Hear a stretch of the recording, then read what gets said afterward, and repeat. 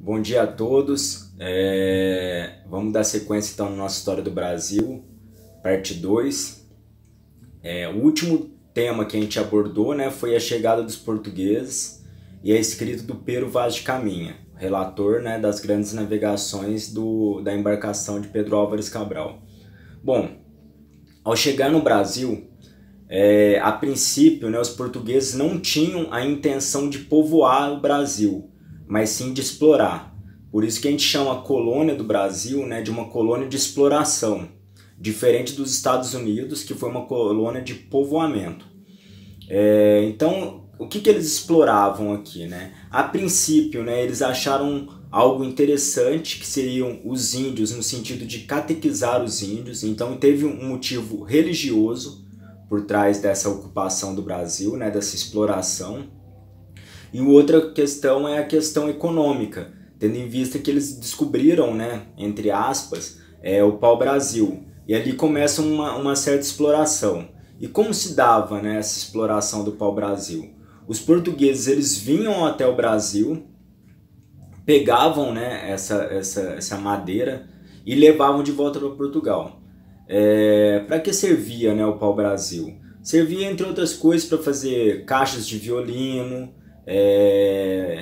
casas e tinta, porque a madeira é vermelha. Então, conforme você serrava ela, né, aquele pó dela, se você coloca numa água, fica uma tonalidade vermelha. E como se dava, né, essa busca pelo pau-brasil? Os índios cortavam o pau-brasil e deixavam empilhados na praia para que os portugueses levassem embora esse pau-brasil. Aí você me pergunta, né, mas como assim? Os índios faziam isso de bom senso? Como que era? Rolava o escambo, né? Escambo era a troca. Os portugueses traziam para os índios, né, pentes, panos, espelhos, né, bugigangas em geral, e os índios, em contrapartida, cortavam e deixavam empilhados o pau-brasil. Então esse sistema de trocas, né, conhecido como escambo, ali começa, né, a primeira exploração econômica do Brasil, colônia. Bom, os portugueses, né, ficam de 1500 a 1530 nessa dinâmica de só vir, pegar e ir embora.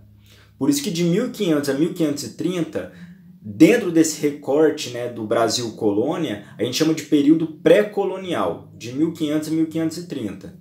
Porque Portugal não ocupava de fato, né, o litoral, ele só vinha para explorar. Mas em 1530 surge a necessidade de quê? De ocupar esse território do Brasil. Quando eu falo território do Brasil, é o litoral, porque o restante do Brasil era só mata, não existia ainda, né, essa ideia de Brasil total como é hoje. Então era só o litoral. E por que ocupar esse litoral? Medo, né, de algumas invasões, como por exemplo, invasão da França e invasão da Holanda. Então Portugal cria, né, um projeto para ocupar o litoral brasileiro. Como que é o nome desse projeto? Capitanias Hereditárias. Foram 15 capitanias criadas pelo rei de Portugal, doadas, né, para 15 capitães donatários que tomariam conta, né? Então fica um recorte de várias capitanias no litoral brasileiro. Okay? Essa foi a primeira forma de tentar ocupar o Brasil.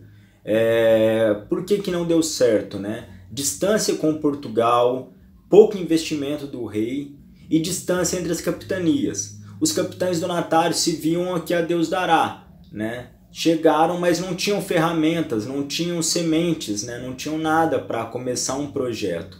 Por isso que as capitanias fracassaram, salvo duas, Pernambuco e São Vicente. Foram as duas únicas que obtiveram sucesso.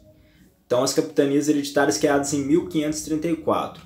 Bom, tendo em vista o fracasso das demais, o rei de Portugal ele cria um outro projeto, a ideia do governador geral, governo geral, que vai chegar no Brasil para quê? Para tentar organizar as 15 capitanias. É óbvio que não ia dar certo também, porque imagina, os capitães donatários eles tinham relação direta com o rei de Portugal, agora vai ter um intermediário, o governo geral. Não vai dar certo porque os capitães donatários não vão, né, aceitar muito bem essa ideia do governo geral, e também porque o governo geral não conseguia também circular por todas as capitanias. Vale lembrar que 3 governos gerais se destacaram, né? Mendes Sá, Tomé de Souza e Duarte da Costa. Esses 3 governos gerais são citados, né, em vestibular e tal, e depois disso já não se fala mais de governos gerais, apesar de ter continuado os governos gerais.